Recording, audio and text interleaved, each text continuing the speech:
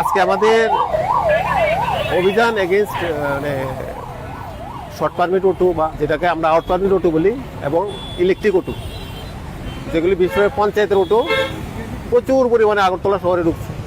তো আগরতলা শহর ছোট শহর, এমনি যানজট বেশি, তারপরেও বাইরের অটোগুলি শহরে ঢুকছে। তাদের নির্দিষ্ট সীমানা আছে। যেমন মনপুর সাইডের অটোগুলি আপ টু রাধানগর পর্যন্ত আসবে, ওইখানে প্যাসেঞ্জার ড্রপ করে আবার ব্যাক করবে।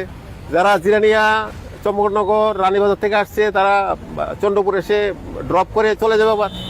আর যারা আমতলী থেকে আসছে, বিশালগড় থেকে আসছে, তাদের লাস্ট সীমানা নাগেরজোলা বাস স্ট্যান্ড, এখানে ইউটার্ন করে আবার বেরিয়ে চলে যাবে। কিন্তু তারা বিভিন্নভাবে অনলাইন রিজার্ভ এসব বলে শহরে ঢুকছে, কিন্তু শহরে ঢুকতে পারবে ওসব অটোগুলি।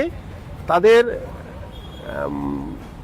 থাকতে হবে যেমন মেডিকেল ইমার্জেন্সি পেশেন্ট যদি থাকে, আর হলো স্কুল স্টুডেন্ট বা কলেজ স্টুডেন্ট অথবা এয়ারপোর্ট প্যাসেঞ্জার যদি থাকে, সামনে কাগজের মধ্যে লেমিনেশন করে বোর্ড বানাতে হবে, যে মেডিকেল ইমার্জেন্সি বোর্ড বা স্কুল স্টুডেন্ট, কলেজ স্টুডেন্টের বোর্ড বা এয়ারপোর্ট প্যাসেঞ্জারের বোর্ড। এই তিনটা কন্ডিশনে আগরতলা শহরে তারা ঢুকতে পারবে। কিন্তু তারা সরকারি নির্দেশিকা মানছে না, ট্রাফিকের নির্দেশিকা মানছে না।